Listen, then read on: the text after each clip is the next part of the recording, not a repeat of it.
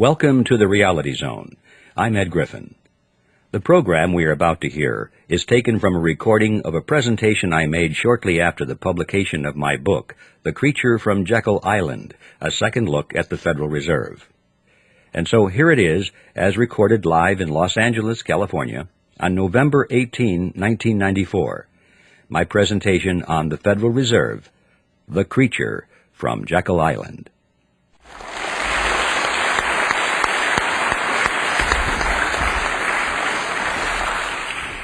Thank you, Ernie, and thank you, ladies and gentlemen. Although, Ernie, I have to tell you, I think I like the short introduction better. I guess there was a lot of traffic out there tonight, so we're getting started quite late.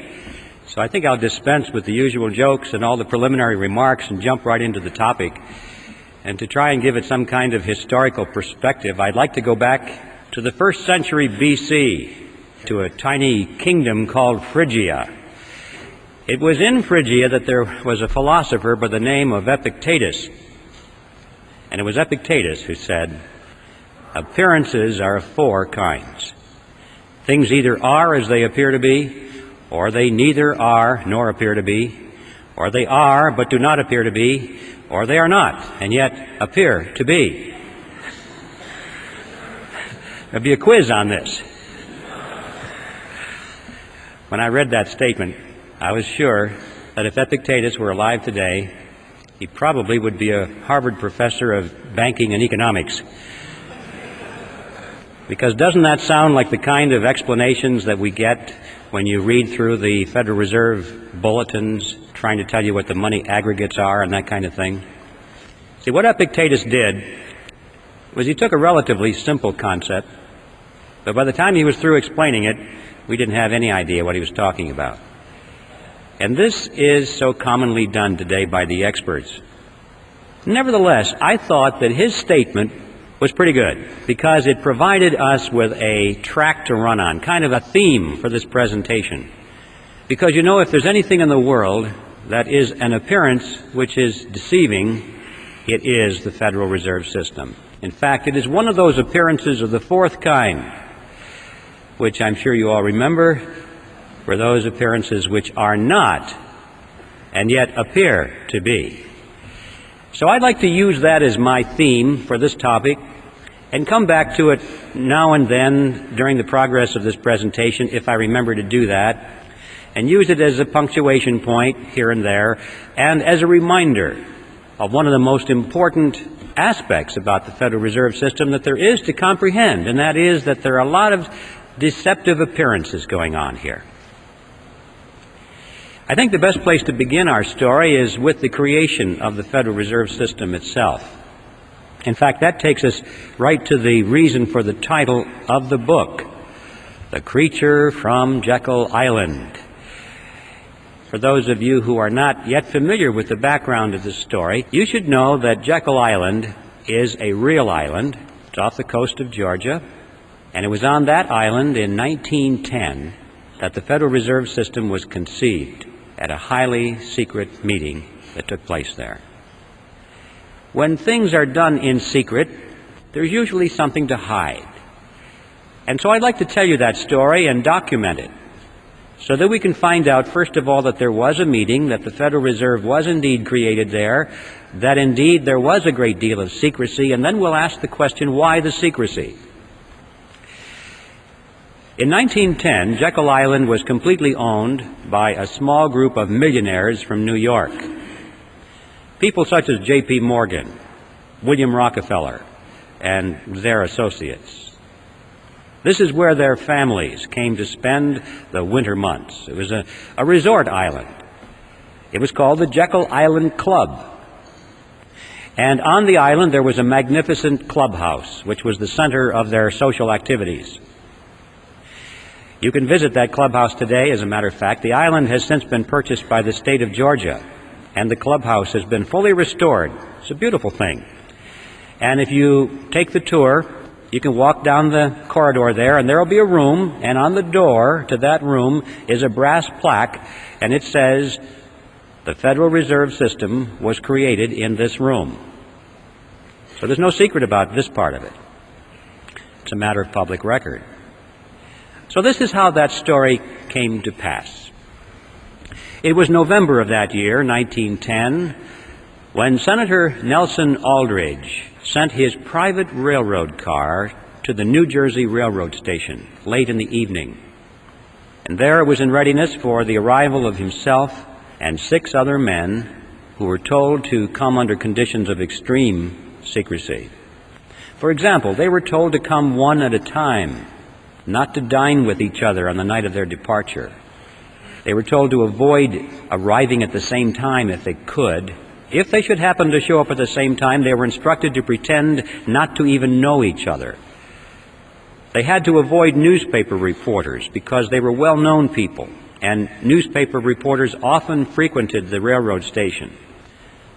Had they been seen, questions would have been asked, especially if several of them had been seen together. One of the men carried a shotgun in a big black case, so that if he had been asked where he was going, he was prepared to say that he was going on a duck hunting trip. The interesting thing about that is that we find out from his biography that this man never fired a gun in his life. He didn't even own one. He borrowed that shotgun just for the purpose of deception and camouflage. Even after they got on board this private railroad car, this pattern continued. They were instructed to use their first names only, to avoid last names. And a couple of them even abandoned their first names and chose code names. The reason for that was so that the servants on board the train would not know who these men were, because they were afraid if the servants had talked about it, word had leaked out in that fashion, then the purpose of the meeting could have been defeated. So absolute secrecy was essential all the way up and down the line.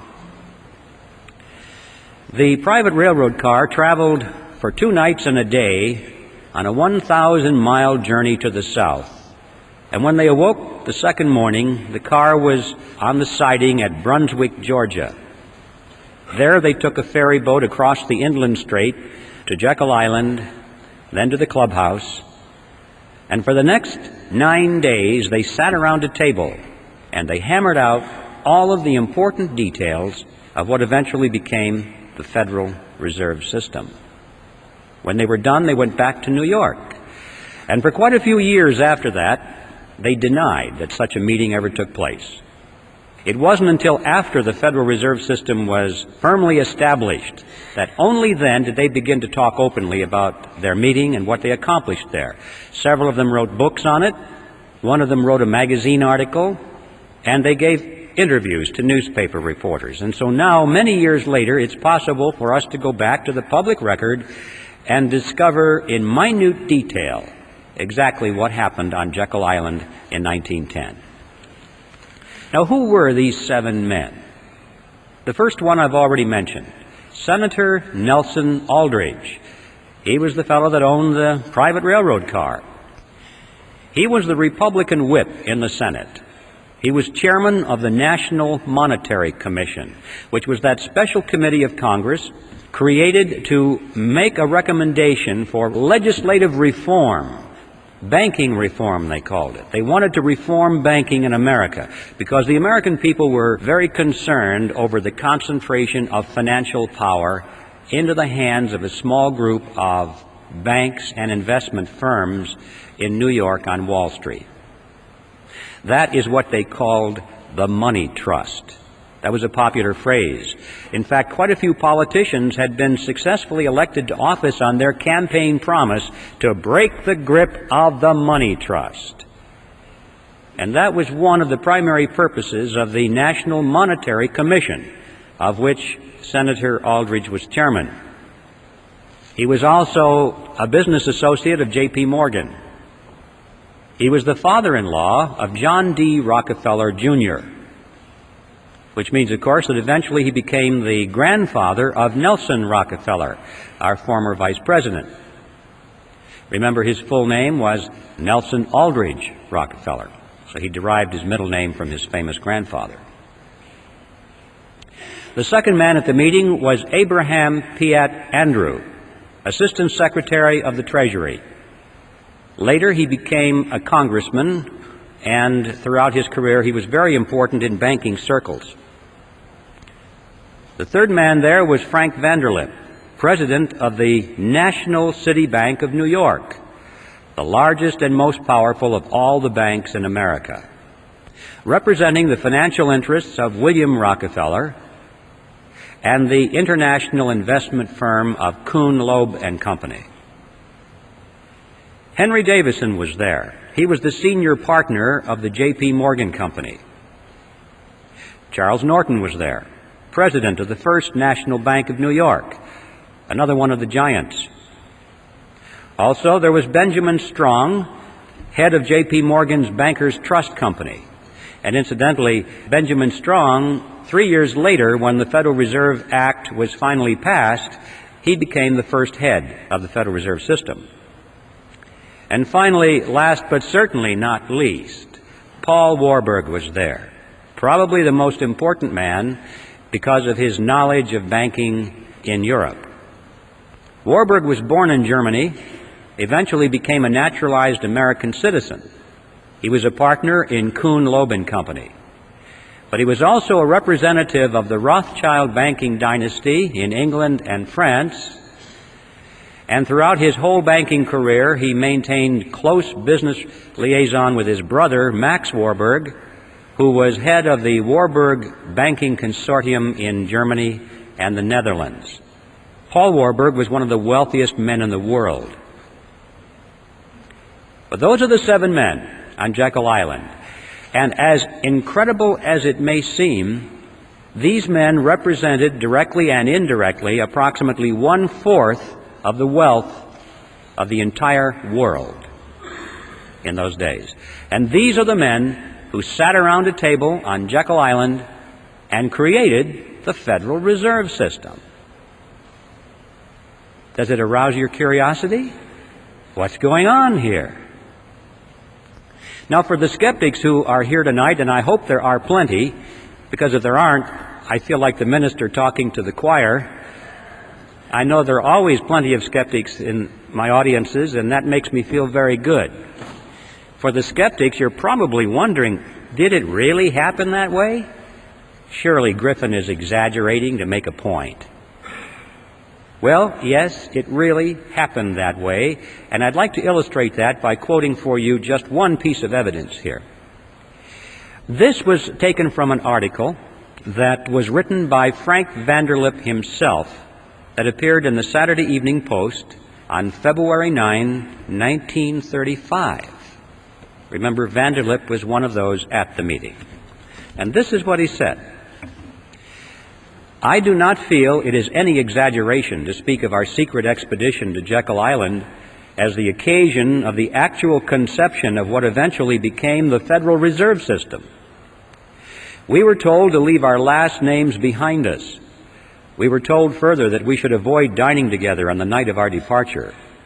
We were instructed to come one at a time and as unobtrusively as possible to the railroad terminal on the New Jersey littoral of the Hudson, where Senator Aldrich's private car would be in readiness attached to the rear end of a train to the south. Once aboard the private car, we began to observe the taboo that had been fixed on last names. We addressed one another as Ben, Paul, Nelson, and Abe. Davison and I adopted even deeper disguises, abandoning our first names. On the theory that we were always right, he became Wilbur and I became Orville, after those 2 aviation pioneers, the Wright brothers. The servants and train crew may have known the identities of 1 or 2 of us, but they did not know all. And it was the names of all printed together that would have made our mysterious journey significant in Washington, in Wall Street, even in London. Discovery, we knew, simply must not happen. Well, why? Why the secrecy? What's the big deal here? What's wrong with a group of bankers going to a private location and discussing banking or banking legislation? And the answer to that is provided by Vanderlip himself in the same article. He said, if it were to be exposed publicly that our particular group had got together and written a banking bill, that bill would have no chance whatever of passage by Congress. Why not? Because the purpose of the bill was to break the grip of the money trust. And ladies and gentlemen, it was written by the money trust. It's as simple as that. Had the public been aware of that fact, at the beginning we would never have had a Federal Reserve System. That was like asking the fox to build the hen house and install the security system. Absolute secrecy was essential for that reason. Congress would never have gone for it. The public would never have gone for it. So there we're face to face with a very important fact about the Federal Reserve System that is not generally known today. It certainly wasn't known then. And that it was formed in secrecy because there was deception at work here. But there's more to it than that. Much, much more. Analyze for a moment the composition of that group. Doesn't it seem strange to you that these men were all together? Here we had the Morgans, the Rockefellers, Kuhn, Loeb and Company, the Rothschilds, the Warburgs, all sitting around a table here, coming to an agreement. Anything strange about that mixture? Well, ladies and gentlemen, these were competitors.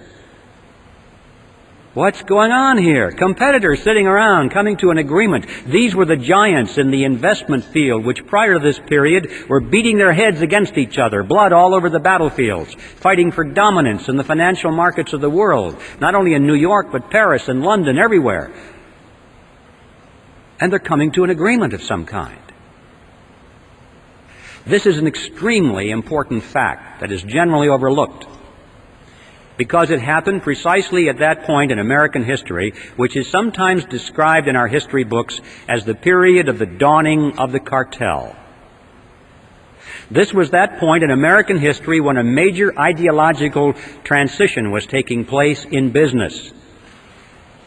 Big businesses which had grown to great power and size and prosperity through the process of free enterprise competition, which is what made this nation great and allowed us to surpass the old world, now we're in the throes of converting their ideology to that of monopoly, the avoidance of competition.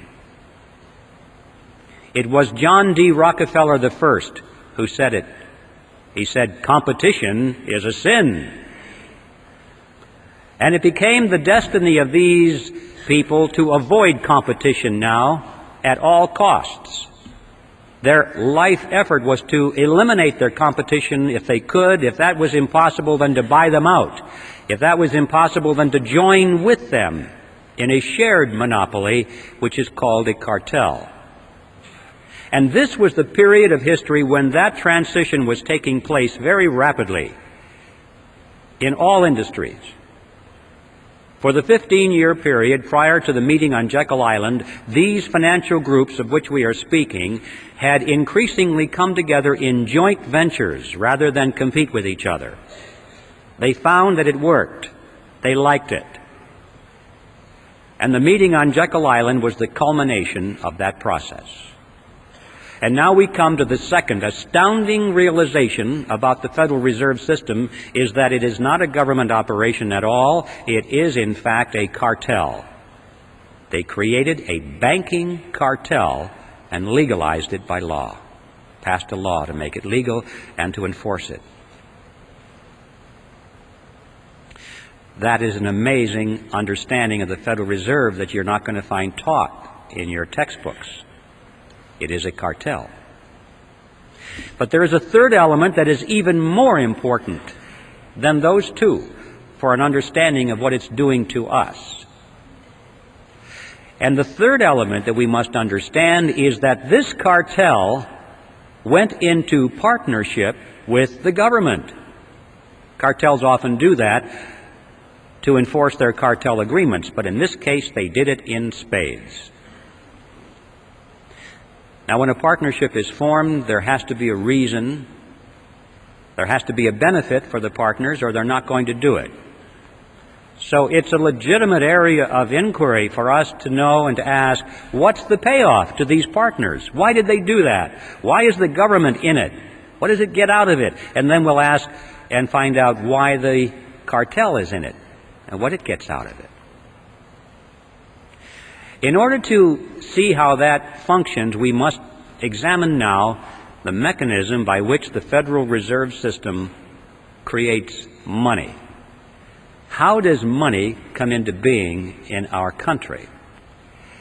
I call it the Mandrake mechanism, named after that comic book character of the 40s, Mandrake the magician.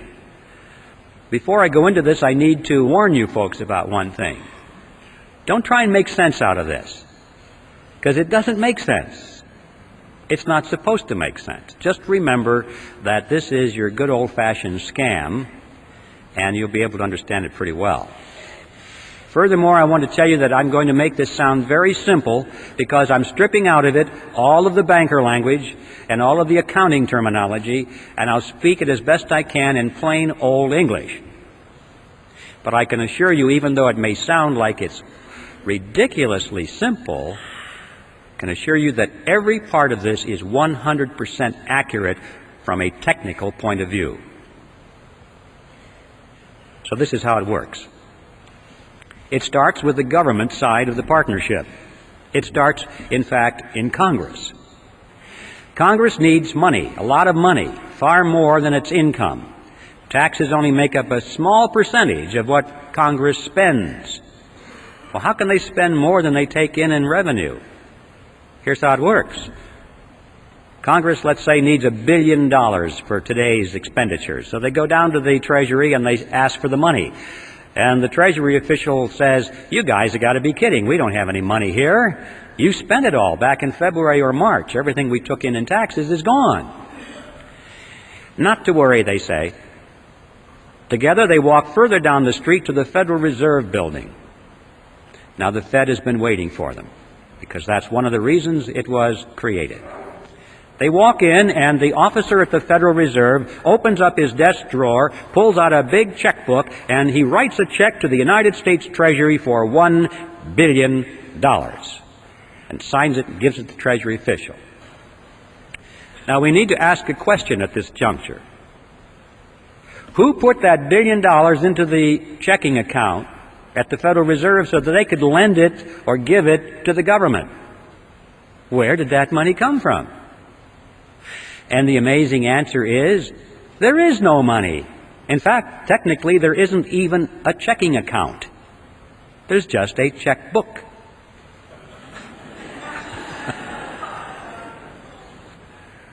And that $1 billion springs into being precisely at the instant that the officer signs the check.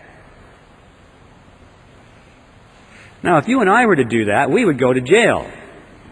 But they can do it because Congress wants them to do it. This is, in fact, the payoff. This is the reason the government is in this partnership, because the government has instant, easy access to any amount of money at any time without having to go to the taxpayer and ask for it in the form of direct taxes. If they had to go to the taxpayer and say, well, we want to spend this, this, and this, we're going to raise your taxes another $3,000 per family this year, they'd be voted out of office. Not a popular thing to do. They like the Mandrake mechanism. But that's why the government is in it.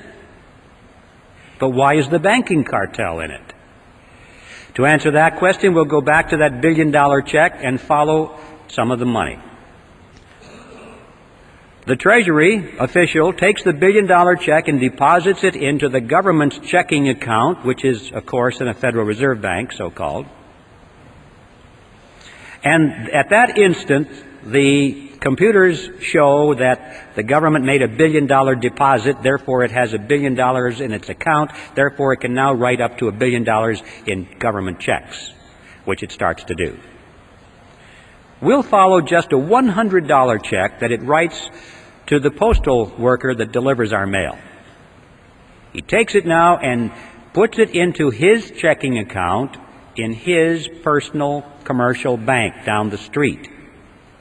Now the money is finally out of the Federal Reserve Bank, so-called, out of the government side of this partnership, and it's finally into the banking side, commercial bank. $100 has been deposited, so the banker goes over to the loan window and opens it up, and he says, "Attention, everybody, we have money to loan. Somebody just deposited $100. We have money to loan." And this makes everyone joyous, because that's one of the reasons they go to the bank, is to borrow money. It's nice to know there's money to loan. So they line up for the money. But they're a little concerned because it was only $100, but the banker says, "Don't worry, we can loan you up to $900 on that." How is that possible? How can the banks loan $900 when there's only $100 in deposit? Well, it works like this. The Federal Reserve System says that the banks must keep no less than 10% of their deposits in reserve. The bottom line is that the $100 that was deposited there is 10% of $1,000. Therefore, the bank can loan up to $900, which is the difference.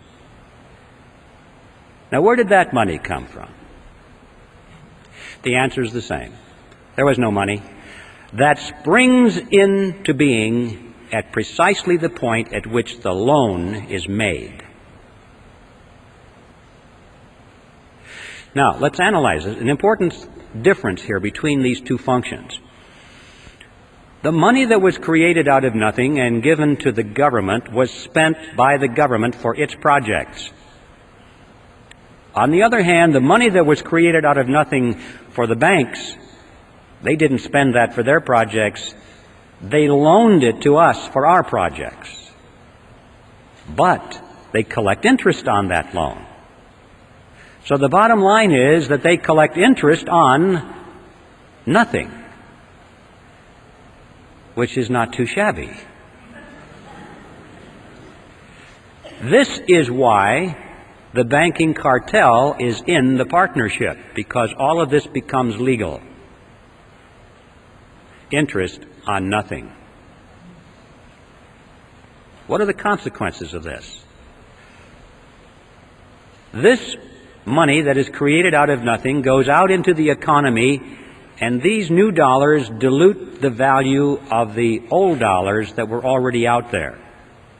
It's like pouring water into the pot of soup. It dilutes the soup. When you pour all these new dollars into the economic pot, it dilutes the dollars that are there, and so prices start going up and up and up, and we have this phenomenon of inflation, which is the appearance of rising prices. I emphasize the word appearance because in reality prices do not rise. What's really happening is that the value of the dollar is going down. If we had a money which was based on gold or silver or anything else that had intrinsic tangible value that they couldn't just create out of nothing, you would find that prices would remain stable over a long period of time. And to illustrate that point, it's interesting to know that if we had lived in ancient Rome, we would have been able, with a 1-ounce gold coin, to buy a very fine toga, a handcrafted belt, and a pair of sandals. Well, today, what can we buy with a 1-ounce gold coin? We can go into any men's store and buy a very fine suit, a handcrafted belt, and a pair of shoes. The real price of those items hasn't changed in thousands of years when expressed in terms of real money. But when expressed in terms of those paper things we carry around, Federal Reserve notes, we call them dollars, they're not, they're Federal Reserve notes, they buy less and less and less because there are more and more and more of them being pushed into the economic pot of soup. We're still not done with the analysis. So we lost some purchasing power. Where did it go? Did anybody get it? People don't ask the question, did somebody get my lost purchasing power? It's as though, well, it just evaporated. It went up into heaven or someplace. It's just gone. No. For every loser, there is a winner. Somebody got your lost purchasing power. Who? Let's track it.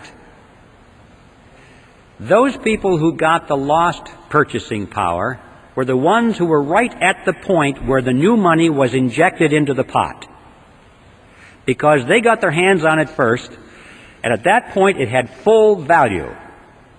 But by the time they spent it and gave it to the next person, and then they spent it and it started moving out toward the edge of the pot where most of us are, then it lost its value. But the ones up at the nozzle were the ones that had gained on our lost purchasing power. Who are they? Well, it's clear that the government is number one, isn't it? Because that first check, that billion-dollar check that we tracked, went to the government, number one. They got it first. What about the money created on the banking side of the partnership? Who got that first? Well, the borrowers, didn't they? The ones that lined up at that window. That was the nozzle. Now, this is something that we all recognize. In times of inflation, everybody says it's wise to borrow. Why? Because you borrow dollars, but you pay back in dimes. Inflation erodes that thing, and you have contracts, and you pay back with money that has less and less value. So the poor guy that gets your payment at the end of the line has lost his purchasing power, but you gained it because you were smart enough to borrow in times of inflation. That's the way it works. That's one of the reasons they entice people into debt, because it's the smart thing to do. What they don't tell you, however, is that what you are gaining from this process, you are turning around and having to pay to the bank in the form of interest payments on that loan. Interest on nothing. The bank is actually capturing your gain through interest payments. Now, sometimes you have paper profits. Oh, look at the value of this real estate. Look at the value of this stock. People are paying more and more for it. But don't forget, ladies and gentlemen, that economic conditions can change, and these paper assets can contract as well as expand. And when the economy does contract, as usually it does, always does, then people are wiped out. They don't realize that the boom-bust cycles that we have had since the creation of this Federal Reserve mechanism is like a sawtooth. The economy expands slowly for long periods of time, 10 years, 20 years, 30 years, and people think this is going to go on forever. And then, boom, it comes down, usually very quickly. A lot of people lose their assets. And then it starts again for another 20 or 30 or 40 years. Oh, it's a wonderful ride, and then, boom, it comes down. And every time it comes down, people lose their investments. Notice, however, when you go to the bank and they give you something which costs them nothing to create, what do they want from you in return? Signature on the dotted line for your car, your house, all your assets, right? So if you can't make your payments of this nothing money, they get your marbles. They always win. In times of whether it's expansion or contraction, it doesn't make any difference. It was planned that way, carefully worked out. These people are scientists, ladies and gentlemen. This is the bottom line, that those who gain your lost purchasing power are the two groups that comprise the partnership in the Federal Reserve System, the government and the banking cartel. Now, this process is a tax. I don't care what you call it, inflation, or what name you want to give to it, it is a tax. If there's anything you remember about this presentation this evening, I hope it is this, that inflation is a tax. This is why these two groups are in the partnership. On the government side, they are able to tax their citizens in any amount, unlimited amounts of money, without the people even knowing that they are in fact paying a tax. And on the banking side, they are able to collect perpetual interest on nothing. Well, let's go back to Jekyll Island. We have a lot to learn on that island back in those days, because all of what's happening today was germinated right there around that table for 9 days. They had a particular problem, which was what to call this creature You see, this partnership between government and banks was not new with the Federal Reserve System. It actually was conceived in Europe in the 16th century. And it was experimented and then finally perfected with the formation of the Bank of England in 1694. From that date forward, all of the governments of Europe had used this kind of a mechanism. Of course, they didn't call it the Mandrake mechanism like I do. They have another name for it, and that is a central bank. So, when it came time to bring the central bank mechanism to America, these fellows on Jekyll Island knew that's what they were doing, but they couldn't call it a central bank because Congress was already on record as saying they didn't want that, because they thought that what we needed in this country was something that was unique for the American economy. And these men debated what to call it, and this was their strategy. They said, first, let's call it federal, to make it sound like it's a government operation. Next, let's add the word reserve, to make it seem like there are reserves somewhere. Next, let's add the word system. This was far more important than it seems today, because remember, the primary concern was this concentration of power in New York. So they had to convince the American people that they were creating a system of banks spread over the geography of the whole country. First they were going to have 10, then they said, no, that's not enough. We need 12 regional banks to diffuse this power, or the appearance of diffusing it. Well, we realize today that what we got was not federal at all. There are no reserves anywhere. There's not a system in the sense of diffusion of power, and the Federal Reserve banks aren't even banks. So in all four words, we have appearances of the fourth kind.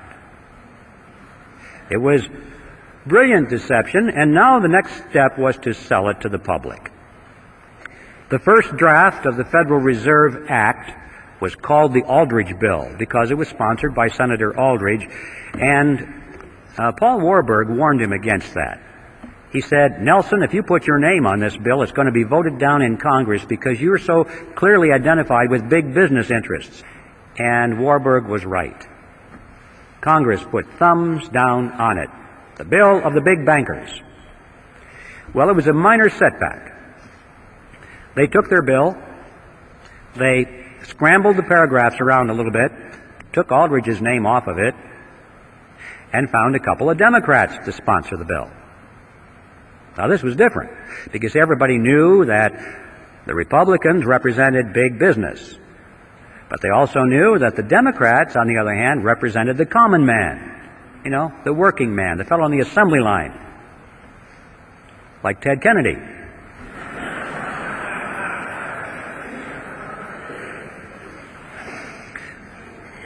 So they found a couple of millionaire Democrats to sponsor the bill.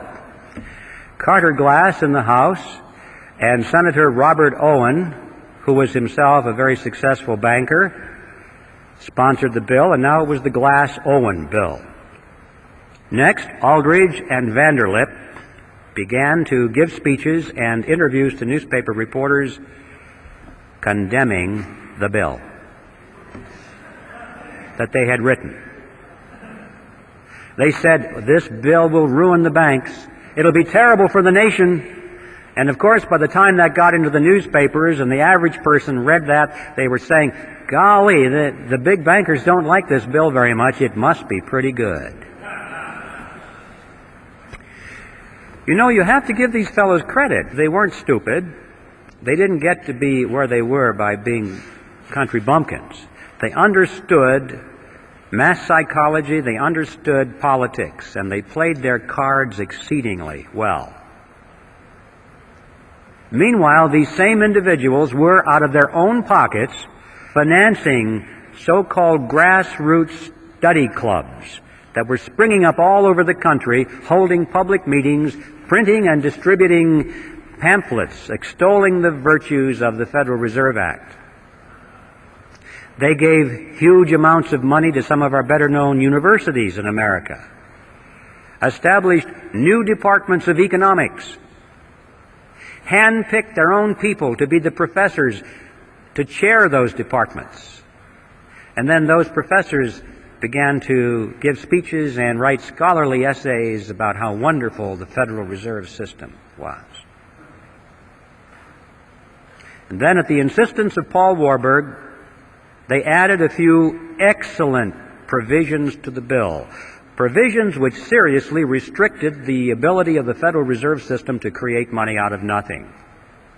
And Warburg's associates said to him, "Paul, what are you doing? We don't want that in our bill." And his reply was classic. He said, "Relax, fellas, don't you get it? Our object is to get the bill passed. We can fix it up later." It was because of those provisions that they won over the support at long last of William Jennings Bryan, who was the head of the populist movement. He had opposed this bill from the beginning. But when he saw those excellent provisions in there, he said, "Oh, well, I guess now I can support this bill." And with his collapse of opposition, the road was now clear. And everybody was for, almost everyone, except a few lone voices, was for the Federal Reserve. And indeed, they did fix it up later. Since the Federal Reserve Bill was passed, it has been amended over 100 times. And every one of those excellent provisions were long ago removed, and many more have been added, which greatly expanded the power and reach of the Federal Reserve System. And so with this professional, brilliant strategy and deception, it is no surprise that eventually the public and Congress was solidly for the Federal Reserve System. And the bill was passed on December 22nd, 1913, and the creature from Jekyll Island finally moved into Washington, D.C. I'd like to focus for a moment on what are the objectives of the Federal Reserve System, because we're told that the purpose of the Fed is to stabilize the economy and to put an end to chaotic banking. One of the more popular textbooks used in our colleges and junior colleges today is a textbook on economics written by Paul Samuelson. And here's what he says. He says the Federal Reserve sprang from the panic of 1907 with its alarming epidemic of bank failures. The country was fed up once and for all with the anarchy of unstable private banking. Well, that's what he said, and that's what the students are learning. Let's not challenge that for the moment. Let's just take it at face value, because this is the official doctrine, isn't it? The purpose of the Fed is to stabilize the economy and to protect the people. That's why they're raising our interest rates right now. That's what Greenspan says. Why is he doing this? To help people, right? To stabilize the economy so we won't have massive inflation. It's for you folks that he's doing this. See? That's what he says. And if you're trying to figure it out on the basis of these official pronouncements, you'll never get it. Let's just take this official pronouncement at face value for a moment and see how well it's doing. Let's give it a report card. Since the Federal Reserve was created, it has presided over the crashes of 1921 and 1929, the Great Depression of 29 through 39, recessions in the years 53, 57, 69, 75, and 81, a stock market Black Monday in 87. We all know that corporate debt is soaring. Personal debt is greater than ever. Both business and personal bankruptcies are at an all-time high. Banks and savings and loan associations have failed in larger numbers than ever before. Interest on the national debt is consuming half of our tax dollars. Heavy industry has all been but replaced by overseas competitors. We're facing an international trade deficit for the first time in our history. 75% of downtown Los Angeles and other metropolitan areas is now owned by foreigners, and over half of the nation now officially is in a state of recession. Now, that's the report card of the Federal Reserve System after 80 years of stabilizing our economy. I don't think it's even controversial to say that it has failed to meet its stated objectives. The only controversial issue is, why has it failed? And my answer is, because those have never been its true objectives. What are its true objectives? Well, what are the objectives of any cartel? To enhance the profit margins of the members of the cartel and to stabilize their position in the market. If we hold that in mind, now we get a different picture folding before us. Now they're not failing at all. They're succeeding. There were three objectives that the bankers had, the ones on Jekyll Island. They had three objectives in 1910 through 1913 that they wanted the Federal Reserve System to accomplish for them, and they were very verbose on the topic. And here they are. They said first they wanted to stop the erosion of their power away from New York. That's right. Exactly the opposite of what the Federal Reserve System was supposed to accomplish. That's what they wanted. This is a good point to mention that when we talk about the cartel, I'm not talking about the small banks that are struggling for survival under the Federal Reserve System. Remember, John D. Rockefeller said competition is a sin. And one of the purposes of the cartel was to put a check on the competition from these new banks, keep them in their place, eliminate them if possible, and to do so through regulation, setting up conditions that the big banks could afford to handle, but the small banks could not handle. So I'm not talking about your local banker now. I'm talking about the New York cartel. That was objective number one. Objective number two was to reverse the trend of what they call private capital formation. Now that's banker language for a trend in which individuals or businesses use their own savings for something instead of going to the bank and borrowing money for it. At the turn of the century, there was a trend toward private capital formation in business particularly. Businesses were holding back a certain portion of their dividends each quarter, putting that money into a sinking fund, and then as the capital formed, or as they saved more and more money, then they used their own savings to build a new factory or to launch a research and development project or whatever. And the banks were extremely concerned over this trend. They wanted to entice businesses back into the banks to borrow money. And they knew that the only way to do that is to lower interest rates. And you may say, well, why didn't they just lower interest rates? Because you're thinking in terms of today, not then. Today it's easy if you're the Federal Reserve System to lower interest rates because they have the lever to move it either way, up or down, totally within their control. But in 1913 there was no lever because the money in those days was backed by gold and silver. And you can't hook a lever onto that kind of money. Under those conditions, interest rates are the result of the natural forces of supply and demand. People cannot control it. I mean, individuals or committees cannot control it. Millions of people interacting in freedom control it, supply and demand. But it's not subject to political control. And they knew that the only way that they could get people into the banks is to artificially depress the natural interest rate. How do you do that? They said that the answer was through a flexible currency. They said what the nation needed was a flexible currency to meet the demands of industry. Well, what is a flexible currency? It's not this stuff that bends. You need a dictionary to understand some of these things. A flexible currency, ladies and gentlemen, is money made out of nothing. That's what that means. Now, you see, the trick is not too complicated. If you can create money out of nothing, you don't have to charge an awful lot of interest on it to show a profit.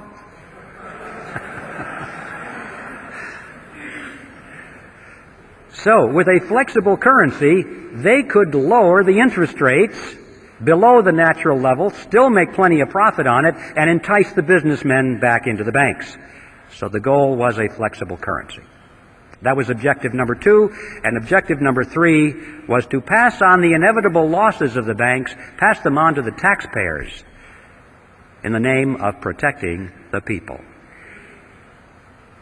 Now, those are the true objectives of the Federal Reserve. Let's now issue another report card and see how well it did. Did it keep control with the larger banks in New York? And the answer is yes. We have big banks in the West and in the South, but they are nothing compared to these mega banks in New York, which stride the world with offices in Peking and Moscow and Africa, everywhere. The big banks continue to dominate. It gets an A on its report card for retaining control in New York. What about reversing the trend toward private capital formation? Boy, did it ever. Interest rates have been pushed down over periods of time. They're so attractive that individuals and corporations thought they were crazy not to take advantage of those low interest rates. Why save your money? That's stupid. So they were all enticed into the banks because of a flexible currency. And then, of course, they get loaned up to the eyebrows and something happens in the economy and you can't service your debt anymore, you go bankrupt. Right now, there are many corporations and individuals just hanging in there by the skin of their teeth because they're trying to service their debt. And it's an amazing fact that many of these large corporations are now sending more money every quarter to the banks as interest payments than they send to the stockholders as dividends. Just think about that. The banks, who made the money out of nothing, are making more money out of large segments of our industry than the people who worked for their money, saved their money, invested their money, risked their money to purchase ownership shares in those corporations. And the Federal Reserve System gets an A on its report card because, indeed, with flexible currency, it reversed the trend toward private capital formation. Were they able to pass along their losses to the taxpayer in the name of protecting the people? Maybe you missed that part of it, but it's called bailout. The game called bailout. It is played something like this. Whenever one of the large banks gets into trouble because someone it has loaned money to, either a big corporation or a third world country, can no longer pay its debt, so the bank is in trouble. It goes to Congress, and it carefully explains to Congress that it must bail out that corporation or that third world country, because otherwise it's going to hurt the people of America. If that venerable corporation is allowed to fold, look at how many thousands of jobs will be lost. People will be put on welfare. They'll be out of work, and that'll hurt the people. If that country down in South America cannot pay its loan, Uncle Sam better pay it for him, because otherwise the venerable bank in New York will have to write the loan off of its books, and then technically it'll be bankrupt. It may have to close its doors. It would collapse. And look at the thousands of people who have money in that bank who would be hurt by that. And who knows, that bank is such a big bank, if it fell, it might be the first domino, causing all the other banks to fall. And we could have a major recession or depression on our hands, and look how the people of America would suffer. And so Congress dutifully runs to the front and says, yes, yes, we don't want any of that to happen. And they vote the funds to guarantee the loans, or in some cases to make outright payments to keep that river of interest payments going to the banks. Not the small banks, the big banks. Here are some of the games you may have missed. Penn Central Railroad was bailed out in 1970. Lockheed Corporation also in 1970, Commonwealth Bank of Detroit in 1972, New York City in 1975, Chrysler Corporation in 1978, First Pennsylvania Bank in 1980, Continental Illinois, the largest of the banks so far, in 1982, and all of those countries in the third world who can no longer make their interest payments are now making their payments because they got the money from the International Monetary Fund and the World Bank, which got it from the Federal Reserve System, which got it from you and me through the Mandrake mechanism. And my final topic before I reach the conclusion is one that I think you'll find interesting, and that is usury. In the old days, the biblical times, usury was defined as interest on a loan. Any interest on any loan was usury. Well, in modern times, that's been redefined to mean excessive interest on a loan, not moderate interest, because, this is in keeping with the concept that if we work hard for our money, we save our money, we don't spend it, we sacrifice its pleasure, and we loan it to somebody for their venture, we're entitled to a reasonable return for that sacrifice. A reasonable interest seems fair and logical to most people. But what is this thing, excessive interest? Thomas Edison said, "People who will not turn a shovelful of dirt on the project, nor contribute a pound of materials, will collect more money than will the people who will supply all the materials and do all the work." I wondered about that when I read it. I thought, was Tom exaggerating? So I got my calculator out and I punched in the numbers. I took, for an example, a $100,000 house to be built. I assumed that $30,000 was going to go for the land and the architect's fees and the permits, that $70,000 would go for the actual construction of the house, the labor and the materials. I assumed that the buyer would go to the bank, put 20% down, take out a 30-year loan at 10% interest. I punched in the numbers, and I found out that the borrower will pay to the bank in interest $172,741 as compared to $70,000 paid for those who did all the labor and did all the work. In other words, the bank will earn 2.5 times as much money as those who produced. You may say, well, yes, but don't forget the time value of money. When you save money and you sacrifice its use, and 30 years is a long period of time and all this. No, not this money, ladies and gentlemen. Nobody worked for this money. Nobody sacrificed. Nobody saved it. This money was created out of nothing. And I suggest that $172,741 interest on nothing is excessive. I think it's time for a new definition of the word usury. Any interest on any loan of fiat money, meaning money made out of nothing.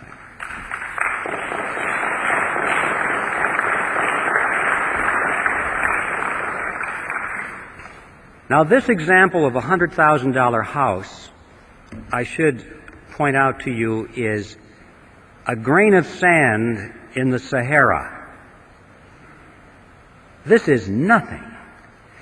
You have to multiply this process by every house in America, by every hotel in America, every high-rise office building in America, every jet airplane, every automobile, every factory, every warehouse full of materials, every farm building, all the farm equipment.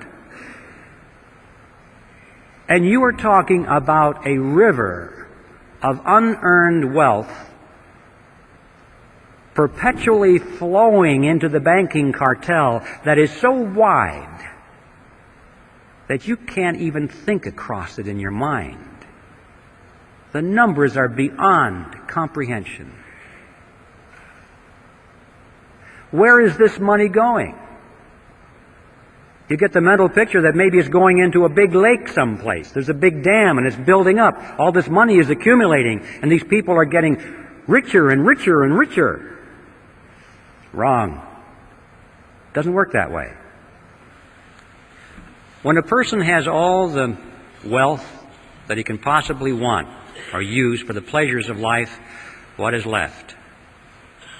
Power. Yeah. Ladies and gentlemen, they're spending this money, this river of wealth is being used to acquire power over you and me and our children.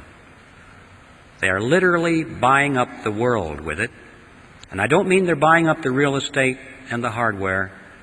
They're buying up control over the organizations, the institutions through which people live and act and rely on for leadership and opinion.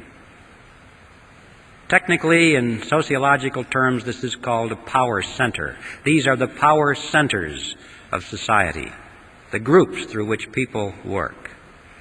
And this is where that money has been going, is to acquire control over these groups and institutions by buying up influence and control over the people who run them. And they're spending the money on that. That means that they're buying up politicians, political parties, television networks, cable networks, newspapers, magazines, publishing houses, wire services, motion picture studios, universities, labor unions, church organizations, trade associations, tax-exempt foundations, multinational corporations, Boy Scouts, Girl Scouts, you name it. Any group, any institution which exercises influence has been a target for control, and they have a lot of money to spend to acquire that control, especially those organizations and individuals which supposedly are in opposition to themselves. This process has been going on not only in our country and in a more or less parallel manner in the other industrialized nations of the world, but, ladies and gentlemen, in the so-called third world or underdeveloped nations, it has gone on so much further than you can ever imagine. In fact, it is now complete. These countries have been purchased already with this money. Did you ever wonder what's going on there at the International Monetary Fund and the World Bank? You don't hear much about that. Every once in a while, on the back page of the newspaper, you'll read that Congress authorized another $100 billion to go to the IMF, to be loaned to some little country or given to them, and they explain to us that this is to raise their standard of living. Well, you don't believe that either. That is an appearance of the fourth kind. It's not going to raise their standard of living. If it is, if that's the true purpose, they're not doing a very good job of it, are they? Because, you know, if you look at those nations, after all of these decades and expenditures of hundreds of billions of dollars, you cannot point to one nation that has had its standard of living raised one iota. In fact, in most cases, it's the other way around. The reason is simple. That's not the purpose of the money. The money does not go to the people. It does not go to the businesses in those countries, which might have a chance of raising the standard of living. It goes to the politicians in those countries, to the governments.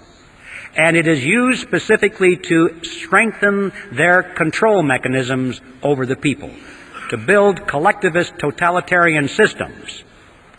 Countries that start off as inefficient dictatorships get all the money from the United Nations and end up as efficient dictatorships. The money is used to strengthen their army and to strengthen their bureaucracies. These people, for the most part, couldn't care less about the standard of living of their subjects, so long as they live well, so long as they have their mansions and their yachts and their jet aircraft and their trips to New York, to the United Nations, and their suites at the Waldorf Astoria. Ideology means nothing to them. Socialism, communism, capitalism, fascism, what does it matter? Where's the money? This is it. And we're now dealing with second and third generation welfare families here.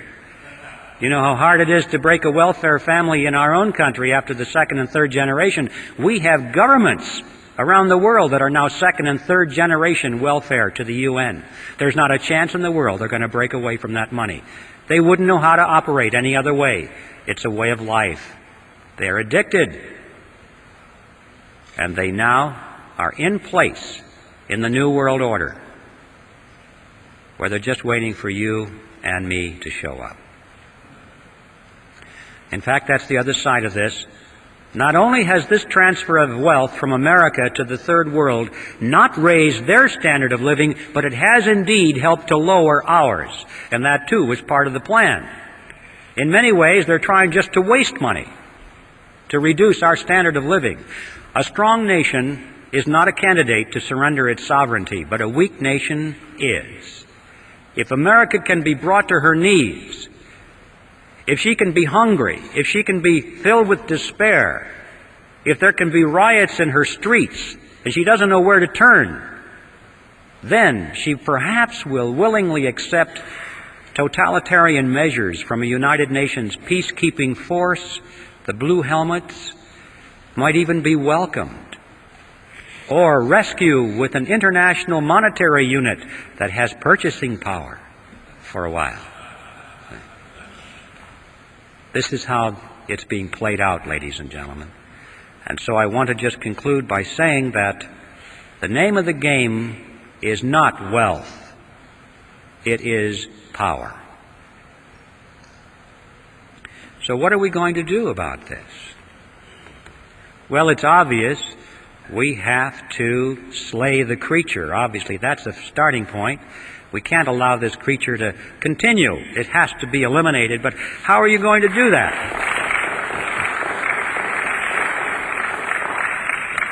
We're going to do it in Congress. Congress created the Federal Reserve System, and Congress can abolish the Fed. But we have to build some fire under the chairs of those congressmen. We have to get some new faces in there. I don't care whether it's Republican or Democrat or Independent or what have you. The titles are not important. It's what they believe in, the principles. Those are the important things. But we do need an informed electorate out there. It's not going to happen unless people know about these issues, and education is our necessity. Sounds kind of boring, doesn't it? Wouldn't it be nice if we could just jump right into politics? But people won't know what we're talking about unless they understand the issues. We need an educational army out there, ladies and gentlemen. And it's time to enlist. As Patrick Henry would have said it, in fact, as he did say it, our brethren are already in the field. Why stand we here idle? The bad news, the really bad news, is that time is running out. We used to talk about these things. I remember not too long ago, I would talk about some of these issues and people would look at me and say, "You got to be kidding. That could never happen in America." And now, when I talk about these issues, they lean forward and say, "How much time do we have left?" It's visible all around us. The New World Order is descending around us. I mean, they're preparing a world court of justice, a world taxing authority, a world monetary unit, a world army. As we speak, over half of our standing military right now is serving under foreign officers at the UN, and the process is rapidly moving. So, ladies and gentlemen, time is running out.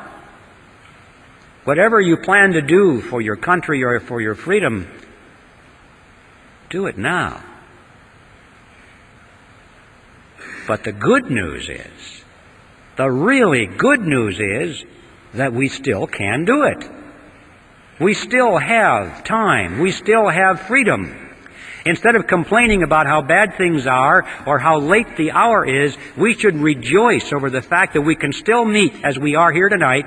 We can still talk openly. We can still advocate such things as the abolition of the Federal Reserve System. We still have elections.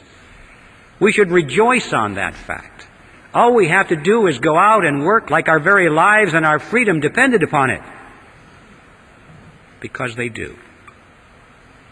And I think a good place to begin is to send Epictetus back to Phrygia. and to convert that grand appearance of the fourth kind into a disappearance of the first kind. Thank you very much.